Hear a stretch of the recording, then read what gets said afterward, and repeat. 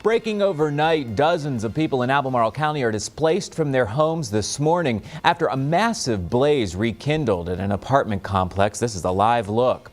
A judge says the man charged with the car attack that killed a counter-protester to the Unite the Right rally will go to trial for murder in Charlottesville, at least for now. It is 5:32. Enter News at Sunrise continues now. Live in high definition from the area's most experienced news team. This is NBC 29 HD News at Sunrise.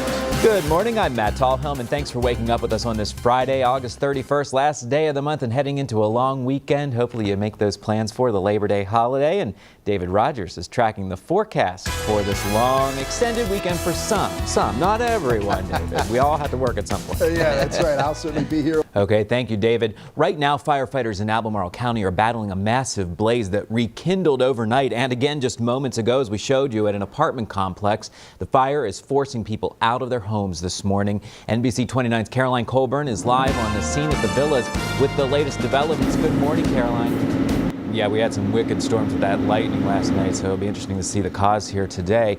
Caroline Colburn live on the scene at the villas in Albemarle County this morning. Thank you, Caroline. Turning now to our top stories on this Friday morning at 5:35. The trial for a man accused in a deadly car attack following last year's Unite the Right rally in Charlottesville will stay in the city, at least for now. A circuit court judge decided Thursday to attempt to seat a jury for the November trial of James Fields Jr. Fields is accused of driving his car into a crowd of protesters on August 12, 2017. Activist Heather Heyer died and several others were injured. If a Charlottesville jury cannot be seated, the court could bring in a jury from somewhere else instead of moving the trial. A federal court rejected a request from Virginia Republicans to put off an October deadline for redrawing several House of Delegates districts until the Supreme Court can weigh in on the case. The GOP made that request Thursday following a special session in Richmond. The governor called the General Assembly back to Richmond in session to redraw lines in districts that were packed with African American voters. Democrats presented a plan they say makes adjustments to those districts and decreases the number of split precincts. In June, the federal court ordered lawmakers redraw the House voting map by October 30th after finding several districts were unconstitutionally gerrymandered. A new date is set for a hearing about the future of the Foxfield horse race track in Albemarle County. Both sides will now gather in circuit court on September 11th, when they expect to hear a judge's decision. A lawsuit alleges the CEO of the race association is trying to sell the property to turn it into a housing development. The hearing was postponed earlier this week due to the judge's involvement in an ongoing criminal trial. Greene County Emergency Services are getting funding for new equipment to respond to flooding after all those recent storms caused severe damage in the county. Supervisors approved $17,000 to train 12 to 16 volunteer firefighters so they can react quickly during a flood. The money will also pay for equipment including ropes, personal flotation devices, dry and wet suits, helmets, and boots. We're actually going to be obtaining a certification, a Swiftwater Technician certification, and that will allow them to perform duties that they right now do not possess the capability to do. We also are going to be purchasing some equipment. So obviously, coupled with the training and the equipment, we're going to be enhancing public safety across the board for our community. The county says a storm in May caused almost $5 million in damage. Covering Virginia at 5:38 this morning, the betting odds say Northern Virginia is the most likely spot for Amazon's second headquarters. Washington, D.C. and Montgomery County, Maryland are the second and seventh most likely locations. All of this according to the online gambling site Bovada. Amazon announced plans for HQ2 last September. Since then, the company narrowed down its list of possible locations to 20. Amazon says it will invest $5 billion in construction and bring 50,000 new jobs to whichever area is picked. A Madison County service dog nonprofit will have to pay a Virginia Tech student thousands of dollars for raising one of its dogs. A judge ruled Service Dogs by Warren Retrievers owes Brianna Birch more than $8,700 for expenses and legal bills.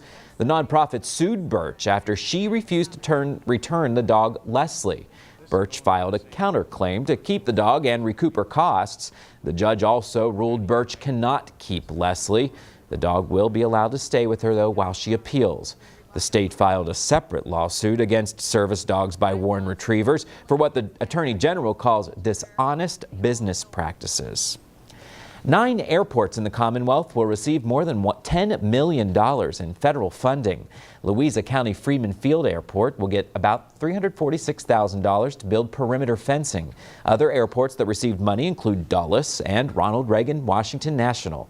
Virginia's U.S. Senators Mark Warner and Tim Kaine announced that funding Thursday. Virginia Blood Services will become part of the American Red Cross in early November, but it will continue to serve its current roster of hospitals. As part of the agreement, the Red Cross will offer employment to the majority of Virginia Blood Services employees. Others impacted by the transition can receive job search and other related assistance. Covering America at 5:40, protests continue in North Carolina over the Silent Sam Confederate statue. Protesters tore down that statue at the University of North Carolina Chapel Hill campus last week. 2 opposing groups rallied at the empty pedestal last night. One group against the statue and one that wants to see it restored. More than 24 people arrived carrying signs that said, "Save our monument, preserve our history." Silent Sam supporters held a large Confederate flag near the pedestal while being contained behind a barricade that was surrounded by all these police officers. People were later seen covering their faces and coughing after a gas believed to be pepper spray was dispersed into the crowd.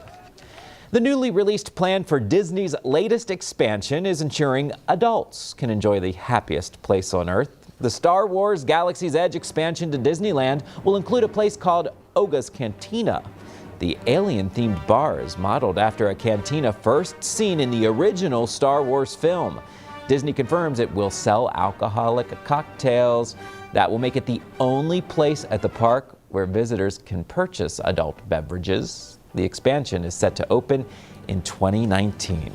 That'll make it so much more manageable for parents to be able to have a drink while they're there. A university in California is paying people hundreds of dollars to eat an entire avocado every day for 6 months. Think you could do it? Well, researchers are hoping they can learn more about how this superfruit affects people's health. Today's question: what is the brand name for the product that has a mascot of a muscular man with a shaved head and an ear ring? Think about it and send us your answer to Stumper at NBC29.com. Today's winner gets NBC29 coffee mug, plus that gift certificate from University Tire and Auto Center's $250.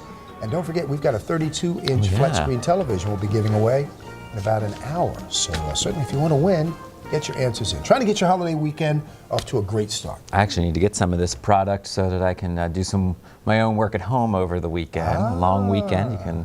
It's a good item to use. Yes. Yes, okay. You're right. Get your answers in. Thanks, David. Okay. We'll be right back. Welcome back at 5:50, and this is a dream assignment for all avocado lovers. Universities are actually paying people to eat an entire avocado every day. NBC's Erica Edwards has the details. Thank you, David. Tempers flared once again at an Albemarle County School Board meeting, so much that police arrested 6 people as tensions grow over the school system's dress code policy.